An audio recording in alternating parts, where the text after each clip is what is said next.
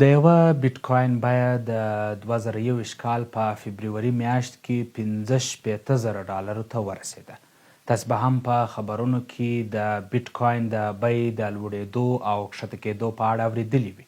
خو آیا پوهېږئ چې بېټکواین څه شی دی، ولې رامنځته سوی او ولې دومره ارزښتمن سو؟ په دې ویډیو کې وګورئ.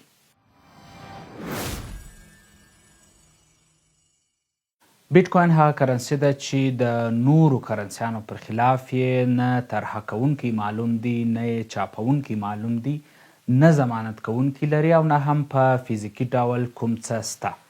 دغه مجازي کرنسي د کمپیوټر کوډونه دي چې خلکو ارزښت ورکړی او یو پر بل یې خرڅوي یا توکي پرې رانیسي. د دې تر مخه چې په دې پوه سو چې بېټکواین ولې رامنځته سو او ولې دومره ارزښتمن سو، لومړی به پر پیسو او کرنسي بحث وکړو.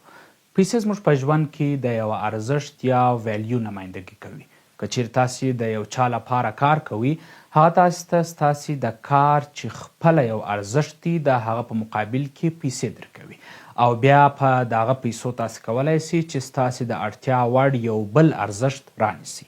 یعنې موږ ویلی سو چې پیسې خپله یو ارزښت دی چې موږ یې له یو بل ارزښت سره تبادله کوو. اوس دا چې موږ په پیسو ارزښتمن توکي رانیسو، باید خلک د پیسو په ارزښت باور ولري تر څو په بدل کې موږ ته ارزښتمن توکي راکړي. د پیسو تر ایجاد مخکې انسانانو د پیسو پر ځای پر فلزاتو لکه سره زر یا پر توکو لکه غنمو یا مالګې باور کوي او هغه یې د توکو او خدماتو سره تبادله کول.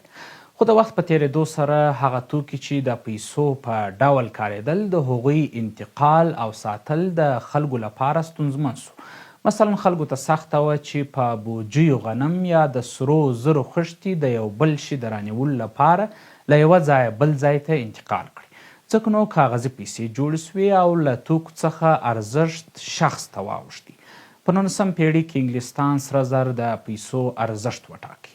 مثلا بانک به ستاسې څخه د 500,000 په ارزښت سره زر واخیستل او تاسې ته به یې د هغه 500,000 رسیدونه درکړه. دغه رسیدونو ته پیسې ویل کېدې او کېدای سوای چې په اسانۍ سره انتقال کړل سوي وای او توکي یا خدمات په رانیول سوي وای. که چیرې تاسو غوښتی چې خپل سره زر بیرته له بانک څخه ترلاسه کړئ، تاسې بانک ته دغه رسیدونه وروړل او هغوی بیرته تاسې ته د رسیدونو مطابق ستاسې سره زر درکول. دغو د بانک د رسیدونو کارونه کرار د توکو د رانیولو لپاره مشهور سول.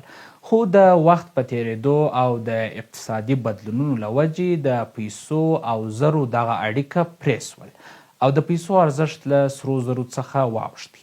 په دې وخت کې حکومتونو خپلو اتباعو ته وویله چې تاسې ته موږ کاغذونه چاپوو چې موږ پیسې ورته وایو او د هغه ضمانت کوو. یعنې موږ دا ضمانت کوو چې دغه کاغذونه زموږ په امر ارزښتمن دي. خلکو هم د خپلو حکومتونو په ضمانت د دغه کاغذونو کارونه هغه ارزښت ته په کتو چې حکومت ورکړی و پیل کړل. دغه ضمانت سوي کاغذونه ځکه ارزښت لري چې خلک پر حکومتونو باور کوي. دغه پیسو ته فیاټ منی وایي، یعنې هغه پیسې چې د ارزښت د ساتلو لپاره یې سره زر یا بل کوم شی نه وي ذخیره، بلکې د حکومت په ضمانت چلیږي او حکومت قانوني ارزښت ورکړی وي. دغه پیسې د یوې ادارې لخوا چې حکومت یا مرکزي بانک ته کنټرولیږي او چاپیږي. همدارنګه حکومت چې هر څومره وغواړي اقتصادي حالات ته په کتو سره یې چاپولی سي. ځکه هر څومره چاپولی سي چې د دغو پیسو شاته کوم بل ارزښت لکه سره زر نه دي پراته. که څه هم حکومتونه تل له اړتیا پرته پیسې نه چاپوي، خو په اقتصادي بحران کې ممکن پیسې چاپ کړي.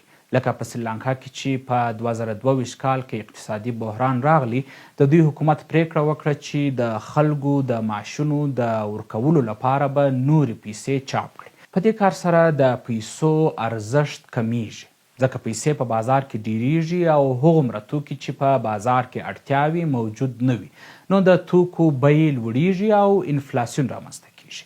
په دې سره هغه خلک چې په بانکونو کې یا هم نغدي پیسې لري، د هغوی ارزښت هم کمیږي. کله چې فیاټ مني رامنځته سوې، حکومتونو ډیجیټل پیسو جوړولو ته هم مخه کړه. ځکه د فزیکي پیسو لپاره یو سیستم موجود و، نو د ډیجیټل پیسو رامنځته کول اسانه وه. لکه اوس په زیاتره هیوادونو کې د کریډیټ کارت یا پیپال ډیجیټل پیسو په واسطه توکي رانیول کېږي او فزیکي پیسې ډېرې کمې کارېږي. که څه هم ډیجیټل پیسو اساني رامنځته کړه، خو دا پیسې هم د یوې متمرکزې ادارې لخوا کنټرولیږي. یعنی حکومت کولی سوای چې ستاسې د بانک اکاونټ معلومات د ټکس یا نور دلایلو له وجې له بانک څخه اخیستي وای. کله چې پیسې د یوې ادارې لخوا کنټرولیږي، یعنی متمرکز سیستم وي، معلومه خبره ده چې د هغې ادارې ډیر یا مطلق واک په لاس کې وي. او کله چې د یوې ادارې مطلق واک په لاس کې وي، هغه کیدای سي فساد وکړي یا یې مشران ناسم تصمیم ونیسي، ډیرې پیسې چاپ کړي او هغه پیسې چې د خلکو سره دي د هغوی ارزښت کم سي. لکه په وینزویلا کې چې حکومت ډیرې پیسې چاپ کړي او د پیسو ارزښت دومره کم سو چې خلکو پیسې حسابلې نه بلکې تللې. او بل چې مطلق واک د حکومت یا مرکزی بانک په لاس کې وي، هغه د خلکو د ټولو پیسو واک لري چې کیدای سي د بانک حسابونه کنګل کړي، تاسو ته ستاسې پیسې د یو دلیل له مخې نه درکوي. یا که تاسې پیسې په بانک کې نه ایږدي، کیدای سي ستاسې پیسې حکومت ناچله اعلان کړي، یعنی د دغو کاغذونو ضمانت چې حکومت کړی وي هغه بیرته واخلي. لکه هند چې څو کلونو مخکې 500 او 1000 لوټونه ناچله اعلان کړل. هند بل کار نه دی کړی، بلکې د یو ډول کاغذونو ضمانت یې لغوه کړ او د بل ډول کاغذونو د ضمانت وعده یې ورکړه. په دې پریکړې سره د هغه چا سره چې نغدي پیسې وي، هغه ټول ورته ساده کاغذونه سول. دغه نکاتو ته په کتو په 2008 میلادي کال کې د سټوشي ناکاموټو په نامه یو نامعلوم کس یا ډلې یوه داسې طرحه جوړه کړه چې د دغې ستونزې څخه د خلاصېدو حل لاره یې وړاندې کړې وه. دغه کس یا ډلې د پیسو لپاره یو غیر متمرکز سیستم طرحه کړ او کرنسي ته یې د بیټکواین نوم ورکړ. دغه سیستم چې دغه کس یا ډلې طرحه کړ، یو خو یې د پیسو سیستم غیر متمرکز کړ، یعنی یوه اداره یا یو حکومت به هیڅ واک نه لري او یا به ډیر کم واک لري چې دغه پیسې کنټرول کړي.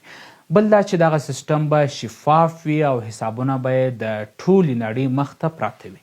دغه سیستم ته بلاک چین وایي چې یوازې د پیسو لپاره نه بلکې د ډیرو نورو اهداف لپاره هم کاریږي. د پیسو په متمرکز سیستم کې که چیرې تاسې له بانک څخه د هغوی ټول حسابونه وغواړي، هیڅ امکان نه لري چې تاسې ته یې درکړي. خو د بلاک چین په سیستم کې ټول حسابونه د ټولو خلکو مخ ته پراته وي او هر څوک یې کتلی سي چې څونه پیسې پر کوم وخت ولیږل سوې، خو اشخاص پکښې نامعلوم وي. یعنی دا خلکو ته معلومه وي چې څومره بیټکواین یوه کس بل چاته واستول، خو د خلکو هویت یې نامعلوم وي. دغه حالت ته سیوډو انانیمس وایي، یعنی د خلکو نومونه، ځای او نور مشخصات یې نامعلوم وي، یوازې د بیټکواین اندازه معلومه وي. تاسو په دې انځور کې وینئ چې په می 2010 کې 10,000 بیټکواین بل کس ته استول سوي، خو نوم او نور مشخصات یې نامعلوم دي. دغه په بیټکواین لومړۍ سودا وه چې په 10,000 بیټکواین یې 2 پیزاوې رانیولې چې اوس یې قیمت میلیونونه ډالره کیږي. د شفافیت سره سره لکه څنګه چې ما مخکې ذکر وکړي، بیټکواین غیر متمرکز سیستم دی. په دغه سیستم کې چې هر کمپیوټر د سیستم برخه ګرځي، د هر بیټکواین د لیږد رالیږد ریکارډ پکښې کاپي کیږي. یعنی په ټولو کمپیوټرونو کې د حساب کاپي پرته وي چې لیجر ورته وایي. که چیرې یو یا څو کمپیوټرونه خراب یا هیک سي، حسابونه نه ګډوډیږي، نه خرابیږي او نه له منځه ځي. بیټکواین د نورو مجازي پیسو په ډول په غیر فزیکي بڼه دی. لکه په نوم کې چې کوین یا سکه سته، په حقیقت کې په فزیکي ډول هیڅ سکه نسته. کله چې تاسې بیټکواین رانیسئ، ستاسې په نامه یوازې د بیټکواین د حساب په کتاب کې د بیټکواین کوډ ثبت سي. یعنی صرف د کمپیوټر یو تولید سوی کوډ ستاسې د بیټکواین په والیټ یا بټوه کې جمع سي. اوس دا چې په فزیکي ډول کوم څه موجود نه وي، د بیټکواین ارزښت ولې دومره ډیر سو؟ د بیټکواین د ارزښت د لوړېدو څو مهم علتونه دي. یو یې غیر متمرکز والی دی چې د انټرنیټ په ډول په نړۍ کې د هیڅ مشخصې ادارې تر کنټرول لاندې نه دی. د انټرنیټ تر ایجاد مخکې که فکر وکړئ، معلومات هم متمرکز و. یعنی موږ د معلوماتو د ترلاسه کولو لپاره یو څو مشخصې سرچینې درلودلې، اوس یې له بې شمېره او غیر متمرکزو سرچینو څخه ترلاسه کوو. د بیټکواین ګټه د متمرکز سیسټم په پرتله دا ده چې ستاسې د پیسو واک یوازې ستاسې سره دی. یعنې هیڅ هیواد، حکومت یا اداره نسي کولی چې ستاسې اکاونټ در بند کړي یا مو پیسې درڅخه وګرځوي یا مو حسابونه وګوري. دغه امنیت ته په کتو سره خلکو د بیټکواین رانیول پیل کړل او ارزښت یې ډیر سو. د ارزښتمن کېدو بل علت یې دا دی چې د بیټکواین لیږد رالېږد د نورو فیزیکي او ډیجیټل پیسو په مقابل کې یو ارزانه دی او بل منځګړی نه لري. یعنې کله چې تاسو یو چاته کاغذي یا ډیجیټل پیسې استوئ، تاسو مجبوره یاست چې د بانک یا صرافۍ له لارې یې ولېږئ چې هم مصرف پرې راځي او هم مو د پیسو ټول ریکارډ له بانک یا صرافۍ سره پاتېږي. خو د بیټکواین په لیږد کې درېیمګړی نشته. مستقیم یو چاته استول کېدای سي چې دې ته پیر ټو پیر نیټورک وایي. که څه هم بیټکواین نوې کرنسي ده، خو بیا هم په ځینو هیوادونو کې خلک کولی سي چې په بیټکواین د ژوند اړتیاوې پوره کړي. د بیلګې په ډول د مایکروسافټ کمپنۍ بیټکواین مني او خلک کولی سي د دوی توکي په بیټکواین رانیسي. حتی په ځینو هیوادونو کې د بیټکواین کارډونه جوړ سوي چې خلک کولی سي په هغو ځایونو کې چې بیټکواین منل کېږي سودا په وکړي. د دې سره سره چې د بیټکواین بیه ډیره لوړه ده او زیات مشهوره کرنسي ده، خو بیا هم زیاتره حکومتونه تر اوسه نه ده قانوني کړې او ډیر خلک یې اوس هم منلو ته زړه نښه کوي. حکومتونه یې ځکه قانوني کېدو ته زړه نښه کوي چې اول خو د پیسو واک د دوی له لاسه وځي، او دوهم دا چې ډیر کله ادعا کېږي چې د بیټکواین په واسطه غیر قانوني توکي رانیول کېږي او خرڅېږي او حکومتونو ته یې کنټرول ستونزمن دی او خلک استفادې ته ځکه زړه نښه کوي چې قانوني ملاتړ نه لري. ځینې حکومتونه هڅه کوي چې قانوني حل لارې ورته جوړې کړي، خو ځینې یې هیڅ منلو ته چمتو نه دي. دا چې بیټکواین څه ډول جوړیږي، چې بیټکواین ماینینګ ورته وایي، تر کومه وخته به دا پیسې جوړیږي او څومره به جوړیږي، دا موضوع به راتلونکي ویډیو ته پرېږدو.